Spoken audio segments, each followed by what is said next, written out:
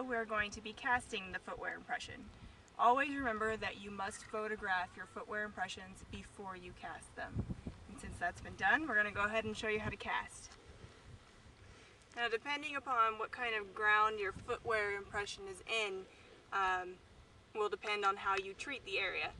So we have some kind of loose, fine dirt here, and we don't want to damage the impression when we pour the casting material on. So we're going to use a hardening spray to kind of set this print.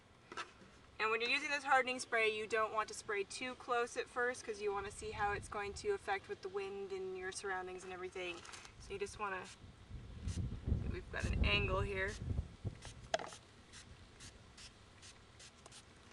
Okay. And now whatever casting material you're using, they usually come pre-measured in a bag. And so we're going to go ahead and mix up, add the water.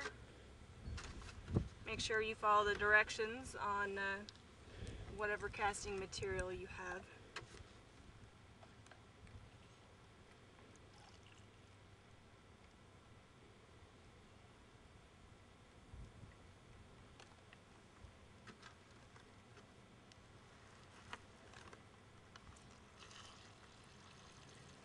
And if it comes in a bag like this pre-measured, you can just go ahead and mix it in the bag.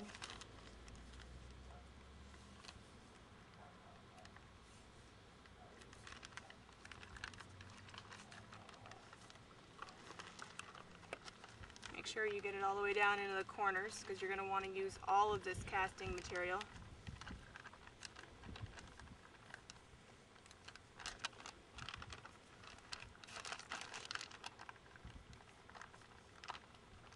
Alright, now that this is fairly well mixed, very well mixed, you may want to make sure there's no lumps in here whatsoever.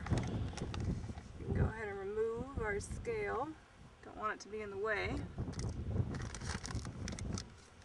Now when you pour out your casting material, you never want to pour directly onto your footwear impression. You want to start at one end, and as the material builds, it will flow, and you can direct the flow by continuing to pour on top of the casting material that's already come out. And you're going to want to give yourself a little bit of an overlap here on the outside of maybe 1 to 2 inches surrounding this print. You don't need to open this all the way either. Just start your pour. See how you can kind of guide it to flow without actually pouring directly on this print.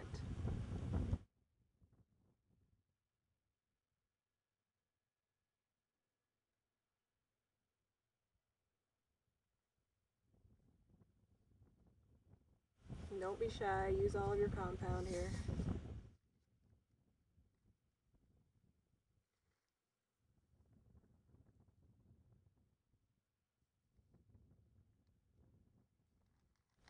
Now, we have a tongue depressor that we can use to just lightly smooth and spread this. You can get kind of an even application. Make sure you've covered enough area. And then you're going to let it set for about 30 minutes. You want to make sure that it's, you know, really set before you try to lift it up. And then you're going to, once you've lifted it after those 30 minutes. Okay, about a half an hour has transpired, so now we're going to go ahead and lift up our casting.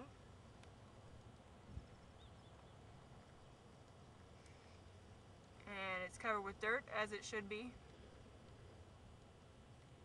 You don't want to go ahead and brush this off yet. So now what you would do is you would place this in a cardboard box and transport it back to your lab, where you would then let it set for about another 72 hours so it can cure and harden all the way. And then after 72 hours you can go ahead and brush it off, wash it off, so you can look at all the detail. That way you don't compromise any of the detail of your cast. If you were to wash it off now, it might be a little too soon. Now we're rinsing off our cast. Take a little bit. Gradually work through all this dirt.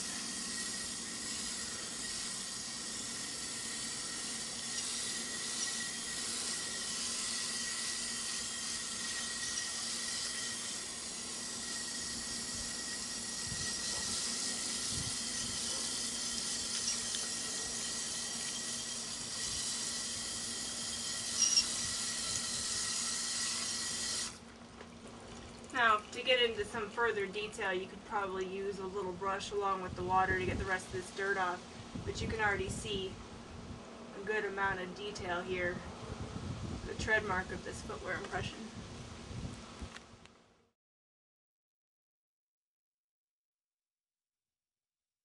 For further information on footwear impression photography and casting, please visit our website at the Crime Scene Investigator Network.